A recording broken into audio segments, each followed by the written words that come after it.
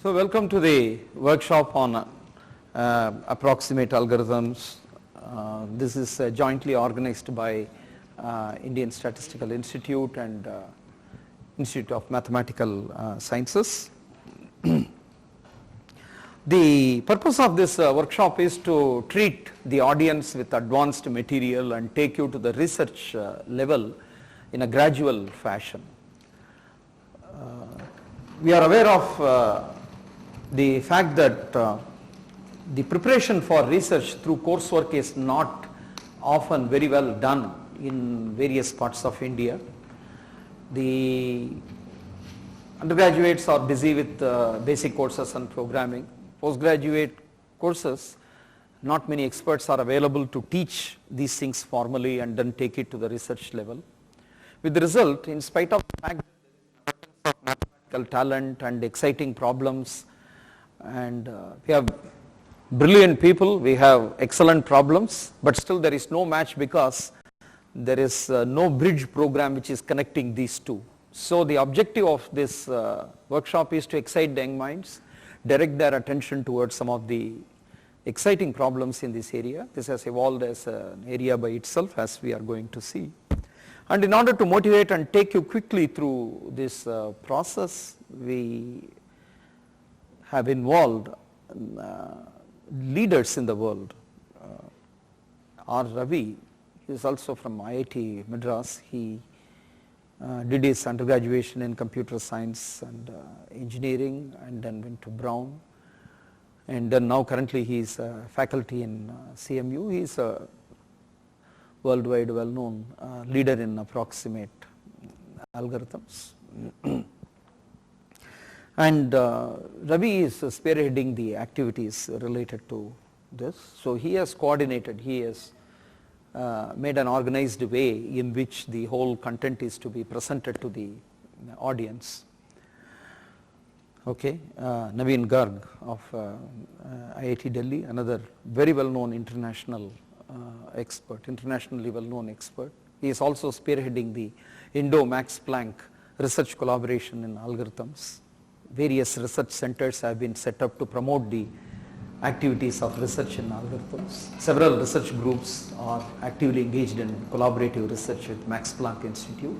He is spearheading the activity over there. So he is another anchor person who is taking care of this activity. And then we have Ravi Sundaram, who is visiting ISI. Philip Klein, he will join us at the later part of the one. And we are also trying to request and see if the schedule permits Dr. Venkatesh Raman and others from IMSC also to figure into the schedule. It is flexible. The whole thing is, the way in which it is structured is as follows. We discuss a topic, and in between we will discuss about certain problems, and you can form your own group to discuss about the problems and the solutions. You can refer or you can try on your own, and in the evening we will assemble back for a discussion related to the solutions for that, whatever the progress done by the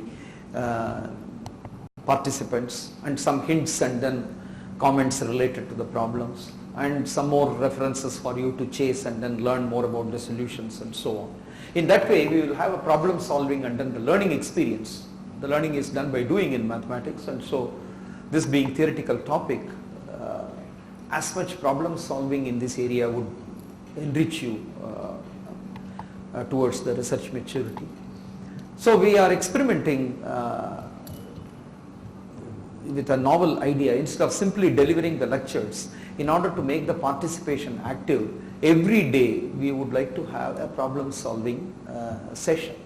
So throughout our discussion, problems will be posed. We will discuss some part, a part of it might be posed as a problem, and then you can take efforts to solve that in a team or in a free format. There is no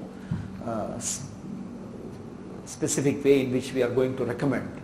You can collaborate with anybody whom you like, and then you can think independently. But the point is that you must have that experience of problem solving, and then experience the knowing of the solution and the way in which the problems are solved and so on. So we are presenting it in that format. That is what is contemplated, and we will have the taste of that right from the first session. The objective of the first session is to make sure that you get to know the flavor of the topic through elementary and key case studies. Although they are elementary, they are important case studies. They have sort of opened up this area for research, and understanding the entire subject through these case studies are very helpful. So the fundamental design techniques, or what are all the ways of solving the problems in approximate algorithm, this has got its own repertoire of methods. We are expecting an awareness on the part of audience at the level of basic data structures and algorithms course, typically done in a computer science 4th semester program. So a bit of graph theory and graph algorithms, some data structure is all that is needed. The rest of them all will be built ground up.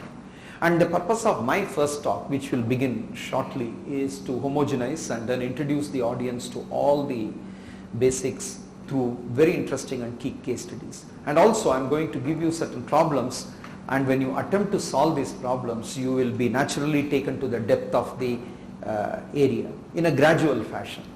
Okay. So I might say that this is like approximate algorithm without tears. So the first session is going to be absolutely down to earth, and then examples which will connect with everyone. Okay. So that is the purpose of the first session. A few points on the logistics. We start every day at 9:30. 9:30 to 11 we will have session 1, then we will break for tea, and between 11 and 11:30 we will have the tea, and after that between 11:30 and after that 11:30 to 1 we will have second session, and then we break for lunch, and from 2 to 4:30 we will leave you to hang around here, library or wherever you find a convenient coordinate, hang on and then discuss with your friends, and then group discussion among yourself, and again we will assemble back around 4:30 to discuss for about an hour or hour and a half maximum for the problem solving and problems and solutions session. So that is the way in which our typical day will be structured. If there is any deviation, or if there are any changes, or if there are some other guidelines to be followed and adhered as prescribed by the local coordinator, we will follow it up as we go by. So Professor Venkatesh Raman of IMSC will be the coordinator from the IMSC side. He has agreed and kindly volunteered to help us. He is also spearheading the some national, some talent youth program, isn't it? Some summer student program. Okay, summer student program. So all the summer students are also here, and I hope the summer students all have the elementary data structures and algorithms kind of a background. Okay, they might not have knowledge of approximate algorithm. That's okay. The purpose of first talk is to give that, and I'll keep the talk very simple, and then but it will take you immediately, by the end of 3 hours you will be really ready to attack some of the good research problem using non-trivial and advanced tools. That's the gradual level in which I'm going to take you through in my first session. From tomorrow onwards, Professor Ravi and others who would be arriving today will take over. The schedule and the agenda at the high level outline is available already on the net. But once Ravi arrives, I will try to print out the pages, schedule, and then try to distribute some information to you. For the time being, you please consult the website. Okay, so with that very brief remarks on the introduction, genesis, and the objective of this workshop, let me also place on records. Let me also deliver the vote of the thanks also, besides the inaugural address which I have given to you. I would like to place on records thanks to Professor Bimal Roy. He is the director of ISI Kolkata. The moment I proposed this activity to promote research in this area, he enthusiastically supported the idea. And of course, when it comes to Chennai, the hub of theory activities and the mathematically flavored activities are all going on in Math Science, CMI, IIT. ISI Chennai is a new institute which just started recently, where ISI Chennai was also planning to expand its activities in this area. It is in infancy, but there is some internship program with which they are starting the activity. And these are all the hub places where plenty of algorithmic and mathematically flavored research work is going on. So Professor Balasubramanian, director of IMSC, has also agreed to provide the infrastructure, take care of the international travel and other financial support extended for this activity. Then as far as all the logistics related to the local coordination is concerned, with Professor Venkatesh Raman has agreed to help us in all these records. I wish to place on records my heartfelt thanks to these three key individuals who made this event possible. With that very humble and pleasant vote of thanks, I start my session. Okay, so the session starts now.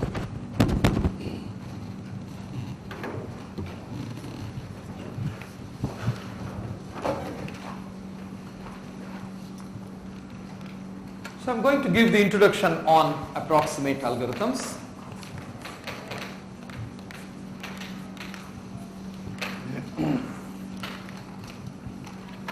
So first I have to define what is an approximate algorithm. All of you are familiar with the concept of algorithm. Given a computational problem, you have an explicitly computable sequence of steps. And algorithm analysis also most of you are familiar with, in the sense how many instructions are used to solve the problem.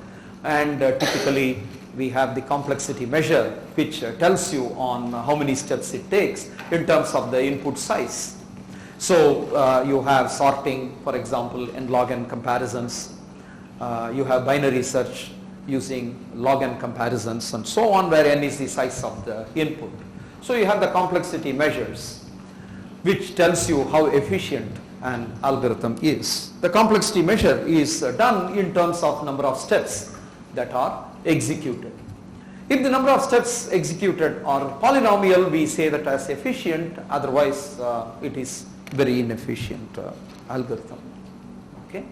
And often we encounter several problems that are inherently admitting only inefficient solutions. Typical examples are NP-complete problems, but there are several other combinatorial problems. Even though they are polynomial, they are of very high degree polynomial, which are practically you cannot implement in its full form.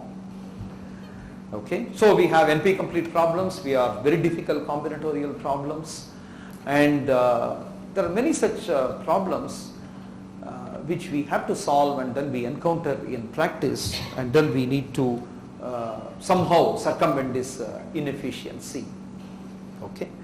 One typical class of problems that we often encounter in practice and also often turn out to be extremely difficult, and which is very useful in real life, are the class of optimization problems. Okay. So the entire workshop would focus on the class of optimization problems and arriving at efficient solutions for these optimization problems. So what is a typical optimization problem? The general optimization problem will have the following structure. You know, for every input instance, there will be typically several solutions, S1, S2, etc., Sk. Okay. For a given input, there may be several solutions. Take for example a graph and then a spanning tree. There are a number of spanning trees. In fact, there are exponentially many spanning trees are available for a graph. If you take a general dense connected graph, quite a few spanning trees are available for that. Okay, so in general, for a given input instance, there will be several solutions. We will have a cost function associated with each solution.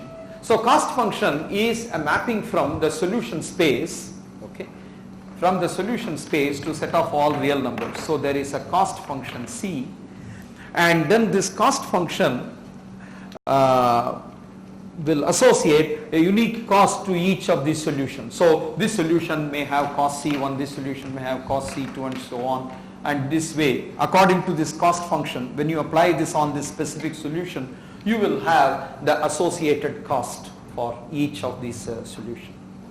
The optimization problems are looking for that solution which is optimal according to this cost function.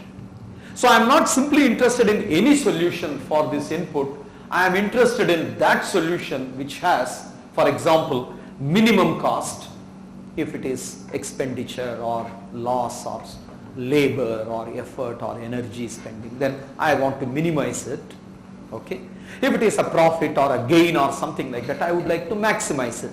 So if the cost function represents profit, I am looking for that solution which gives the maximum profit, or that solution which has got the maximum among all these costs. Okay. So optimization problems are either minimization problems or maximizing problems. So are interested in that solution which is either minimum cost or maximum cost. Okay. In general, if the objective is just to find a solution, that is somewhat easy. But if you have to search for the minimum cost solution or the maximum cost solution, that makes it combinatorially harder, and it is this which makes the whole problem and its solution, the search process, becomes extremely difficult. So most of the optimization problems in the real world, which are very useful in the real world, but which are encountered, are all NP complete or NP hard, or they do not admit efficient solution. Only handful of optimization problems. Perhaps in the computer science course you might have heard about the minimum spanning tree, an interesting problem. It's an optimization problem that admits polynomial time solution and so on, matching, maximum matching, and so on. Few problems like this admit polynomial time solution. Other than this, almost all of them are extremely hard to solve. Okay. If that is the case, but if you are interested and if you have to solve such problems, the natural question is, what do I do with this? I need to solve it, I need to use the solution in my real world application, but finding that solution is extremely hard. So what do I do? Okay. So this is where I relax the condition, I compromise a bit on my rigidity. I say, okay, I am not interested in really optimal solution. Given that finding the optimal solution is extremely hard, can I find near optimal solution? Okay. Is it possible for me to get a reasonably close solution? Okay. So the goal is now slightly relaxed. I am interested in finding a solution, but then still I am not going to hit on something, but I would like to have something which is as close to the optimal solution as possible. So how do I measure the closeness? So that is where we need a slightly different measure to analyze the quality of the solution that is produced. Typically in the algorithms course, usually the correct solution will be obtained. For every input, the correct corresponding solution will be obtained. You will be focusing on the computational step, the process, the labor involved in discovering the solution. However, the major focus here is, of course, the labor part of it. We would like to get it as efficiently as possible. That is certainly there in the back of our mind, because we are encountering very hard problems. So surely we are interested in polynomial time solution, but what is much more important for us is the quality of the solution. So we are concerned with another parameter here, which is a key concern, is the following. How good is our solution? Okay. So if the for a given input, if algorithm outputs a solution and if the cost of the solution is AI, and if the cost of the optimal solution is opt I, so opt I is the cost of optimal solution and AI is the cost of algorithmic solution. The algorithm has output a solution for this input and it has got an associated cost. Suppose AI is the cost, and if AI equal to opt I, that means your algorithm is outputting the optimal solution. But unfortunately it won't be the case. Invariably they will be different. So the question is, how close is this? If you consider this quantity, absolute value of AI minus opt I, that gives you a difference, and which is a natural way to define the closeness. Okay. But if you look at the cost function and the way in which these cost values and other things are involved, this difference could be numerically very large, which may not give us the real value or the worth of the solution or the algorithmic process. Okay. For example, if you are considering the your household budget, okay, for the monetary terms that we talk in our day-to-day life, there is a difference between 10,000 rupees and 15,000 rupees. 5,000 is a big money for all of us. 5,000 as a number, as a numerical value, as a difference between 10,000 and 15,000 is really large, because for 10,000, 15,000, 5,000 is overhead of nearly 50%. It's a huge difference with respect to. But between 1 crore and 1 crore 5,000, you see that the difference is insignificant. 5,000 is a number which you won't even consider. Okay. Perhaps when Tatas and Birlas, when they talk about, they may not even worry about these difference. They will write off these numbers. They may not even consider these numbers as so. Even up to lakhs they will round off and throw off, and then it's of the order of the crores. So it's not actually the exact or the absolute difference.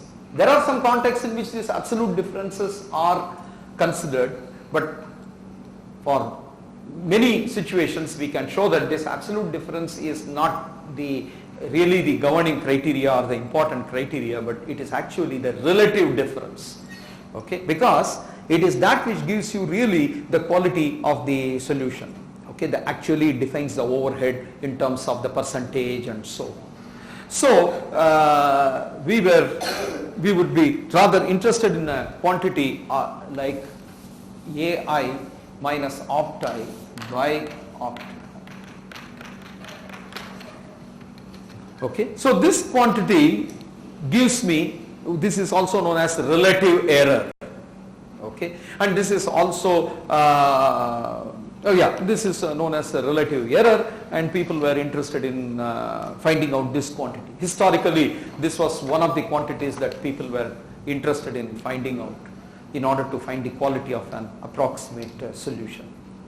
So people will come up with some way to find a solution quickly. It won't be optimal, but how close it is optimal was estimated by looking at this expression. Okay, this is also known as approximation ratio. Okay. To begin with, this is what was considered as an important measure to analyze the quality of the solution that you obtain. Over a period of time they have refined this notion. Anyway, for maximization and minimization problem, we can have a slightly different kind of an expression. And for instance, if it is a minimization problem, optimal solution will be minimal, that is, it will be smallest. The algorithmic solution will be slightly larger than that. So this expression will be AI minus opt I by opt I. Anyway, this quantity is ratio 1, that is a constant. So essentially what is determining is the ratio AI by opt I. This offers you all the insight on the quality of the solution, because this one and this one, they differ only by constant 1 for all algorithm, all problems and so on. So they started focusing on this expression. This is called approximation ratio. So this is a relative error, and this is also known as approximation ratio.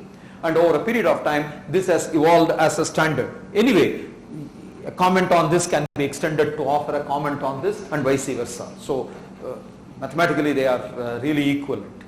Okay, so there's no difference between these two, but the way in which it evolved I am commenting on. So if it is a minimization problem, AI by opt I will be used. AI is usually larger, opt I will be smaller, because this is a minimization problem. This will be the smallest, and therefore this ratio will be usually greater than, well, not usually, is always greater than or equal to 1. This is a ratio, you can imagine that as greater than or equal to 1, because this will be larger and this will be smaller.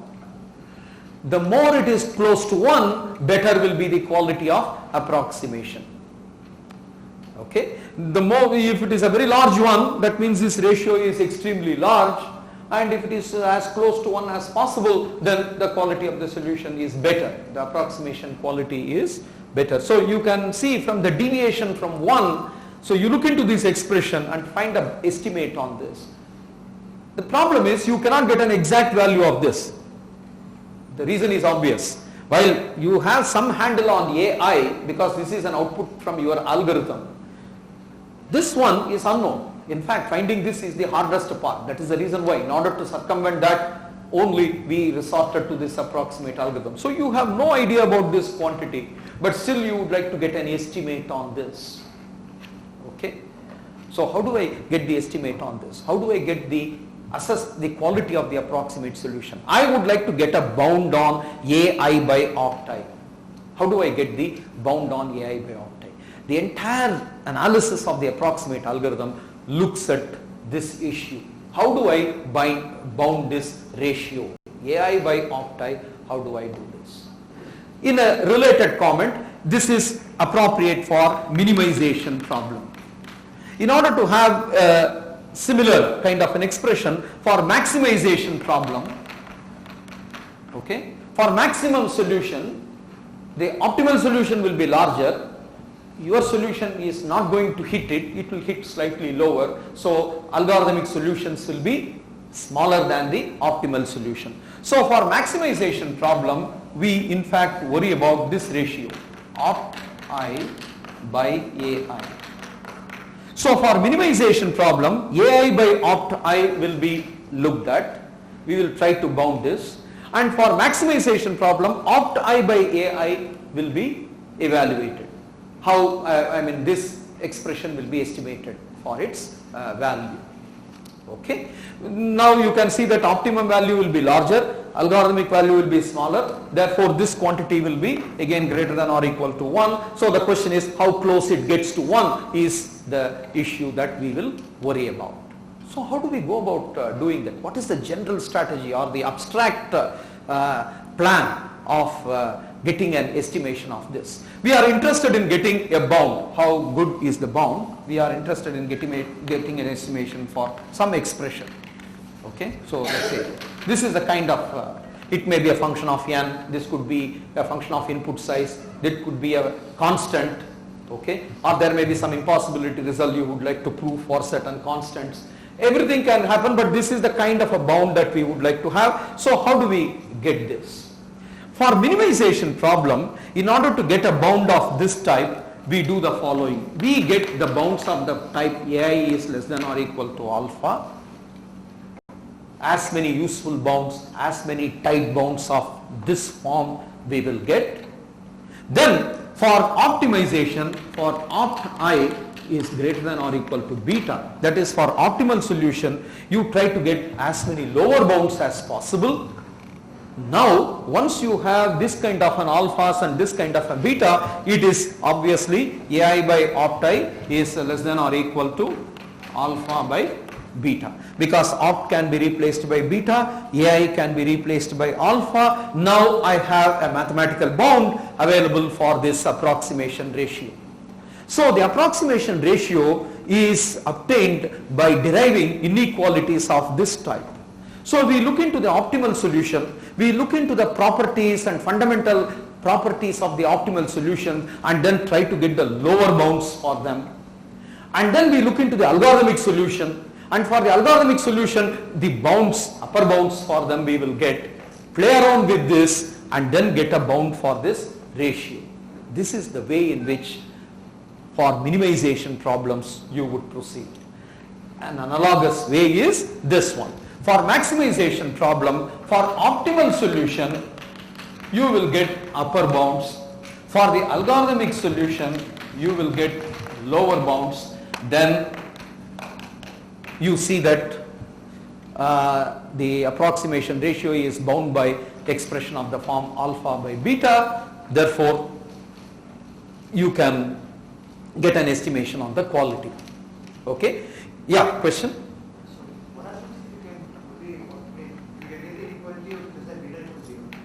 Beta equal to?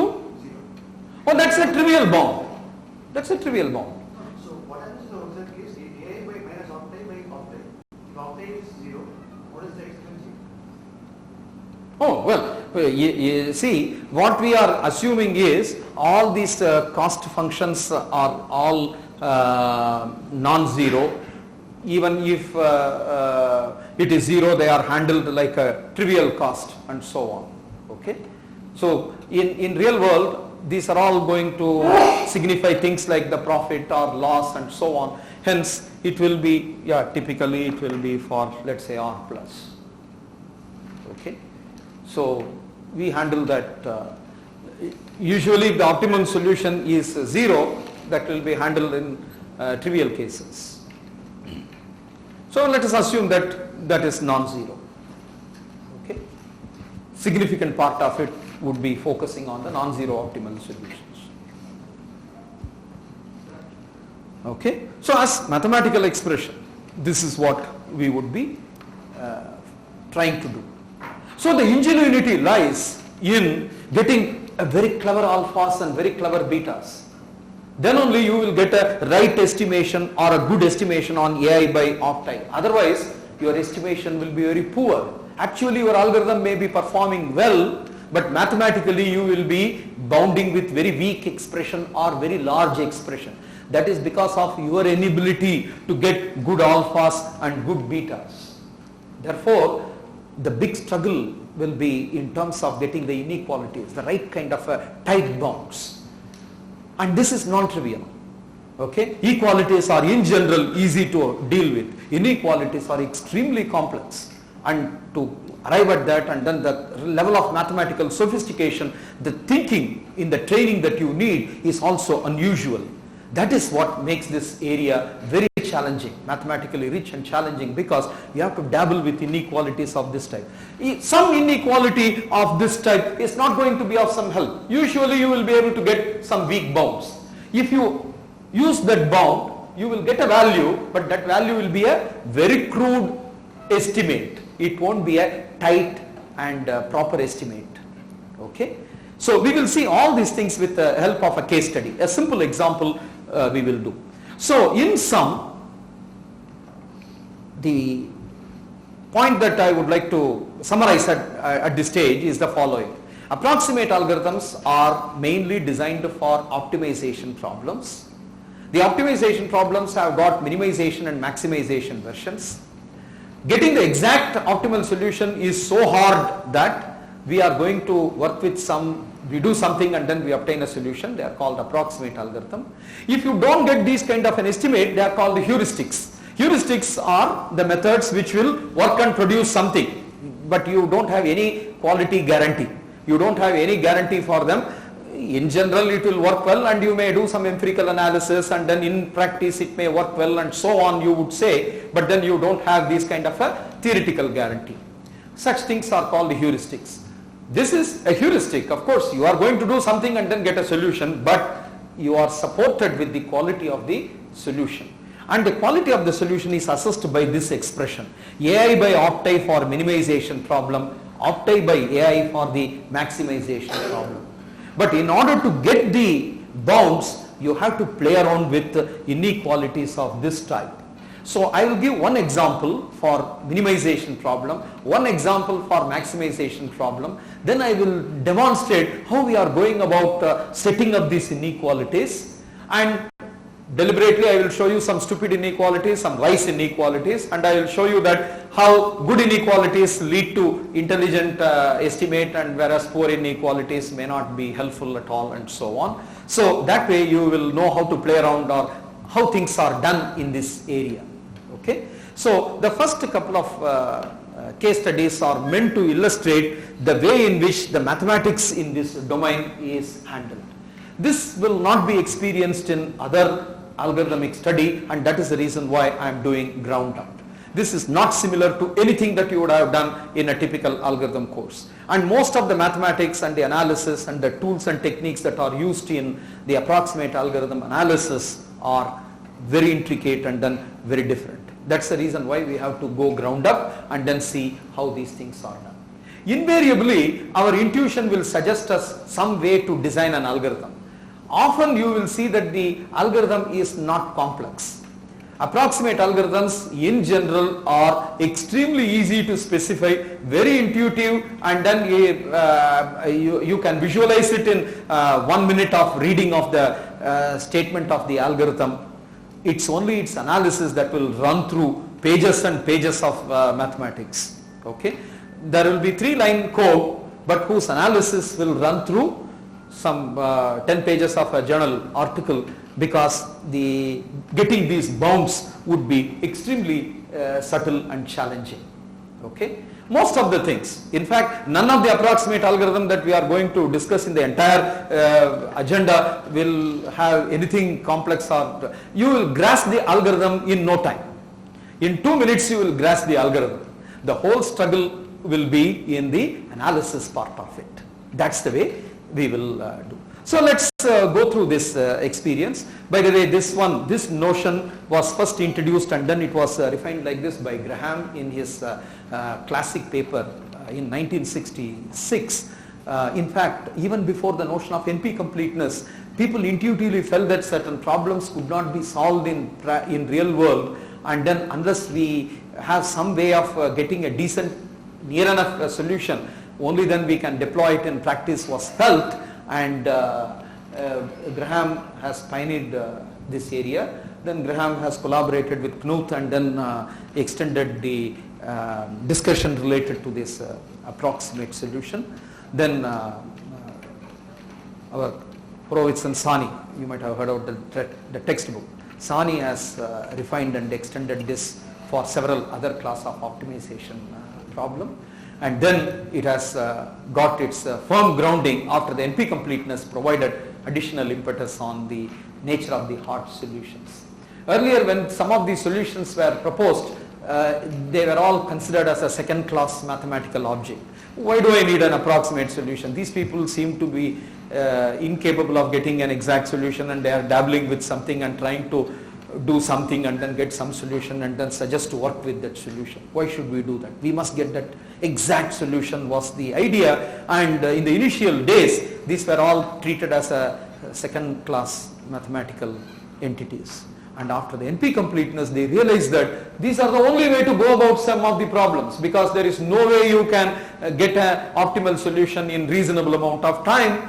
At the moment that was done, then people came back to this area, and then now it has grown into an area of its own with the rich techniques and sophisticated mathematics. Okay.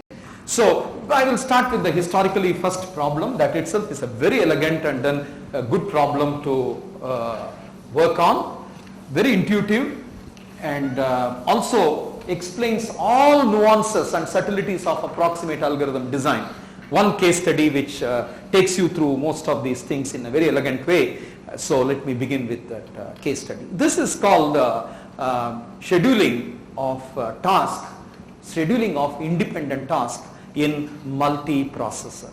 Okay, scheduling of independent task, scheduling of independent tasks in multiprocessor. So there are several processors, P1, P2, P3, etc., PM. There are M processors. And there are independent tasks. Now the operating system has to schedule which task should go where. So it has the estimate, okay, the job J1, etc., Jn, there are n jobs, and their running times are R1, etc., Rn. So this information is known. These are all real numbers, positive real numbers. So the running time of these n jobs are known. A schedule is nothing but the distribution of the jobs to these processors. Okay, let J1 go to P1, J2 go to P2, J5 go to P3, J4 go to P1, and so on. Like this you distribute the jobs to be done for various processors. That is called a schedule. A schedule is nothing but simply the distribution or the allocation of the jobs to the processor. So after allocating of the job to the processor, you will have what is known as the finish time. You have the finish time of a processor. So what is the finish time of a processor? Suppose the job J1, J5, J9 was allotted, J2 and J6 were allotted, and like this you have some allotment of jobs to these processors. So P1 is supposed to execute these jobs. Therefore J1 has runtime R1, J5 has R5. Therefore P1 will be busy for the time R1 plus R5 plus R9. I can do this simple addition because these are all independent tasks. The processors are identical. Any job can be associated for any of them. Okay. So physically the running times will be added up. So if P1 is associated with J1, J5 and J9, so P1 will be busy doing all these tasks, which means it will take this much time. So this is called the finish time for P1. So in this way, each processor will have its own finish time. Okay. What is the finish time of a schedule? Okay. So finish time of a processor, finish time of the processor I is the sum of the running times. J belongs to the set associated with the processor. So this is the finish time for the ith processor, and now finish time of a schedule is maximum of finish time of the ith processor. Okay. Some processors may finish earlier, some processor may finish later, it doesn't matter. Finish time of a schedule is the maximum of the finish time of all these jobs. Okay. So a simple numerical illustration will clarify this point. Suppose I have J1, J2, J2, J3, J4, J5, J6, J7, okay, 3, 4, 5, 3, 4, 5, 3, okay. Suppose these are all the finish times of various jobs. Okay. Suppose there are 3 processors. I will simply give an arbitrary schedule with no big thinking. I can have P1 to have J1, J2, J7 and J3, J4, and this is J5, J6. Okay. Suppose if this is allotted in this way, simply J1, J2, so 3 plus 4 plus 3, so 3 plus 4 plus 3, this is 10, and J3, J5, this is 5 and 3, it is finish time is 8, J5, J6 is 4, 9, 4, 5, the finish time is 9. Therefore, finish time of this processor is P1, this is P2 is 8 and so on. So this is the finish time for each processor. The finish time of this schedule is 10 because that is the maximum of all the finish times of the individual processor. So if the jobs are distributed in this way, then the finish time will be 10. Okay. So every schedule has got a corresponding finish time, and that is the cost of the solution. Several schedules are possible for a given instance. Okay, what is the given instance? 3 processors, 7 jobs with this running times. For this input, several solutions are available. You can schedule it in a number of ways. Each schedule will have its own cost. What is the cost? The cost is the finish time. What is that you are obviously interested in? You are obviously interested in a schedule with a minimum finish time, because you would like to distribute the jobs to the processors in such a way that all jobs are finished in least amount of time, exploiting the parallelism that is available at my disposal. Okay, so you don't want to be mindless in throwing the jobs to the processors, you would like to optimize. Unfortunately, this problem is NP complete even when there are two processors. Of course, if there is only one processor, there is nothing like scheduling. All the jobs are to be done by the processor. There is only one processor, queue them up, get it done one after another, that's it. But even when there are two processors, which one would you put for P1, which one would you allocate for P2, so that the finish time is minimized, is NP complete even when there are two processors. You can intuitively connect it with the subset sum problem if you are familiar with that. Okay, so the processor independent the scheduling problem is NP complete even when you have two processors in a system. And that was so when there are several processors and when there are several jobs, you can imagine that getting an optimal schedule is completely out of hand. Okay, so it is a rather paradoxical situation. In order to determine which job to go where, you have to spend enormous amount of time, and if it is an exponential algorithm, let's say it may take, physically running that may take days together. Okay, and these are all seconds. Okay, in order to arrive at a very clever schedule which will finish, P1 will finish in 10 seconds, P2 will finish in 8 seconds and P3 will finish the job in 9 seconds. But to arrive at it, if you take exponentially amount of time, it is a completely anomalous and unpleasant situation. Okay, you don't spend several days to arrive at a schedule which finishes the job in few seconds. Okay, but that was the case here. To arrive at an optimal schedule, you don't have an efficient algorithm at all. So I am willing to now compromise. Okay, what is the compromise? It is enough if I get an approximate schedule. Okay, a schedule in which I want to quickly arrive at a scheduling policy. I want to implement it, but I want to make sure that the penalty by that is not much. Of course, if you do that mindless way, anything can happen. But if you have some scheduling policy, then it will lead to a solution, but we have to analyze the quality of the solution. So I am going to analyze a very intuitive and then common sense solution.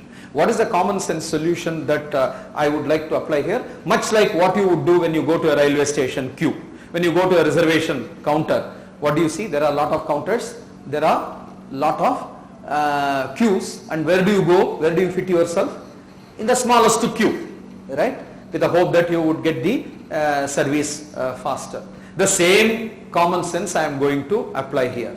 I am going to consider the job one by one, and I am going to allocate it to the least loaded processor. Okay, so here is my very simple scheduling policy, and the scheduling policy is this. I consider one after another, 3, the least loaded. When they are equal, I can do it anyway, so I load it here, and this one will go here. This is the least loaded. Currently this is the least loaded, so the next job will go here. The next job, if you look at a time t equal to 3, while this will be busy and this will be busy, this would have become free, because at time t equal to 3, this would have finished the job. Therefore, the next job will go to this one. The next job, now this will be busy up to 5, this will be up to 4, and so this will go to this, and then this will go to this one, and now this will go here. Okay, so the 7th job will go there, because at time t equal to 6, this would be free while this will be busy. Okay, so the least loaded is when it is 3, 4, 5, the least loaded is 3, so it has gone there. After this load, the load of this becomes 6, the load of this becomes 4, the load of this becomes 5, the least loaded is this one, so the next job has gone there. After this load, this is 6, this is 8, and this is 5, so the next job has come here. and now this is the least loaded and so on. So when a job is to be scheduled, okay, the least loaded one will be allocated.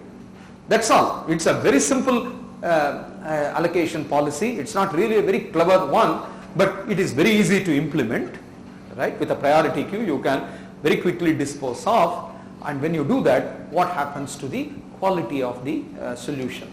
Surely you are not going to get an optimal one. For example, even in this numerical example, this the finish time for this is 10, and this is 8, and this is 9, and the finish time is 10, right? But there is a better schedule than this. Okay, what is the better schedule? Can you quickly? J1, J4, J1, J4, J7. This is 3 plus 3 plus 3, 9. And 1, 5 and 4 you can give, J2 and J3 here, and J5 and J6 here. So this is 5, 4, 5, 4, 9, 9, 9, and then the finish time for this schedule is 9. So I have another one, J1, J4, J1, J2, J3, J5, J6 would be a better schedule than this. Now a visual inspection of the values suggests that this is an optimal one. Why it is an optimal one? The total is 27 and there are 3 processors. You know that the average must be forming a lower bound for this anyway, right? There is no way you can have all of them working less than an average labor. That is impossible, isn't it? So there is no way all the 3 processors can work, let us say 8 units of time. If they work 8 or less, the total time generated will be less than 24, and then but 27 units of time must be generated anyway. They are independent tasks. Therefore, it is not possible to work in less than 9 units of finish time. And here is a schedule whose finish time is 9. So this is actually an optimal schedule. Therefore, you can see that this is an optimal schedule, but my earlier one did not give the optimal schedule. It gave a non-optimal one, but my question is, what is the error, what is the worst case bound for this? In other words, this is a minimization problem. Therefore, I am interested in AI by opt-I ratio. AI by opt-I ratio. Alright. So I am going to show that if there are m processors, P1 etc. Pm, this is less than or equal to 2 minus 1 by m. This will be the bound. Okay. So this is what I am going to show. How am I going to show that? I am going to, again, this is an optimization problem, so I am going to have bounds of the type. I need the opt-I greater than or equal to beta. These kind of an inequalities I will generate, and then AI less than or equal to alpha. This kind of an inequalities I will generate. Then I will play around with these inequalities and get such bound. Okay. So this is what I have to do. Let us get the bound for optimum one. What are all the lower bounds for the optimum one? We have already seen one common sense optimum one. What is the common sense one? If this is R1 to Rn, then opt-I is greater than or equal to R1 plus R2 plus Rn. These are the running time divided by m. M is the number of processors. We have seen that optimum is greater than or equal to this. And every job is going to get allocated somewhere. Okay. Therefore, optimum value is greater than or equal to anyway, typically even the max of R1 to Rn. This kind of inequality will be useful in a very pathological situation, something like this. Let's say this is 100, 1, 1, 1, 1. Anyway, somebody will get this job. Even if all of them can be put in the other one, this will dominate so much that optimal solution will be only 100, because you cannot get any schedule will have a cost 100. You can always find a schedule with a cost 100. Therefore, optimal schedule is trivial to obtain. In other words, optimum will be greater than or equal to max of R1 to R2 is another useful inequality. So I have several lower bounds I have found out. So one part of the objective is obtained. What is the other part of the objective? For the algorithmic solution, how erratic I can go. What could be the upper bound for my algorithm? So this is where I have to find. So I look into the property of the solution, that is output, and get the bound for the value for this. Okay. So AI is the finish time. Okay. Just let us assume that AI equal to L. Just for the notation sake, L is a number. L is the last point, time unit at which the algorithm is. So let's say P1, P2, Pm. Somebody is touching this L, let's say time unit, time t equal to 1, 2, etc. L. Okay.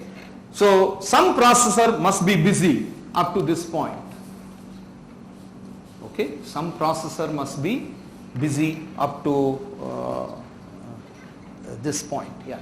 Because that is the finish time of a schedule. Finish time is the maximum of the finish time of individual processor. It is one of the entities. It's a finite number of items.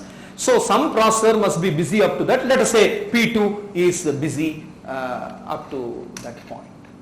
So some job was busy keeping this processor busy. Let us say it is the job JT.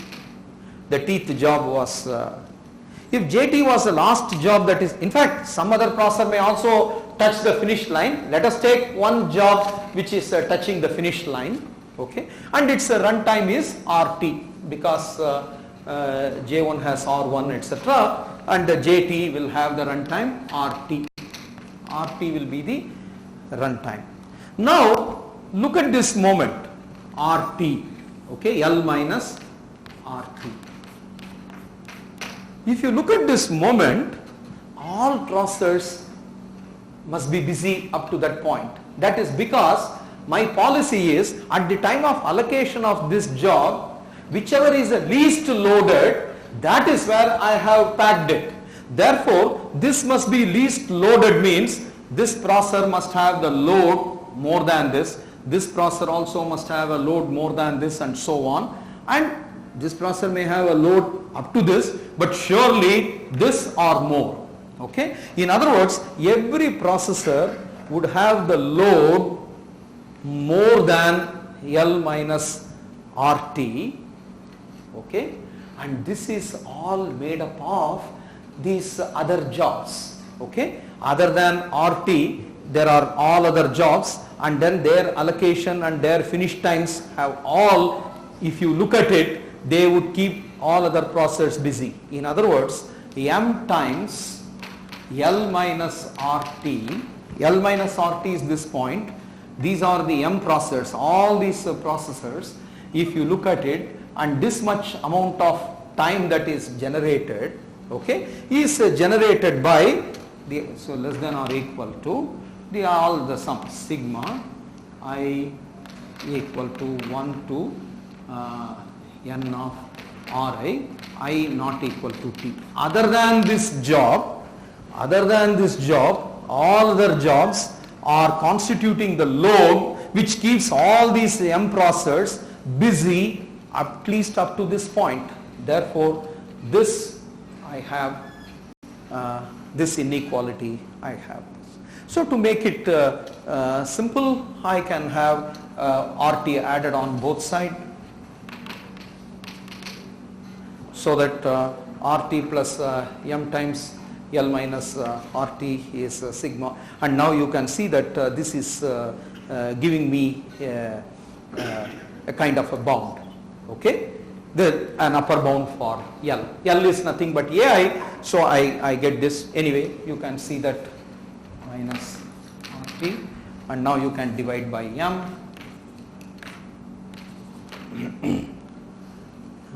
M, and then this RT I can take it to the other side.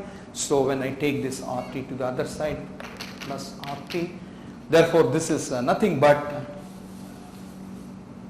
plus 1 minus 1 by M RT. So L is nothing but AI. I have used L only as a simplifying notation, not in order not to clutter this. In other words, I have got an upper bound for AI.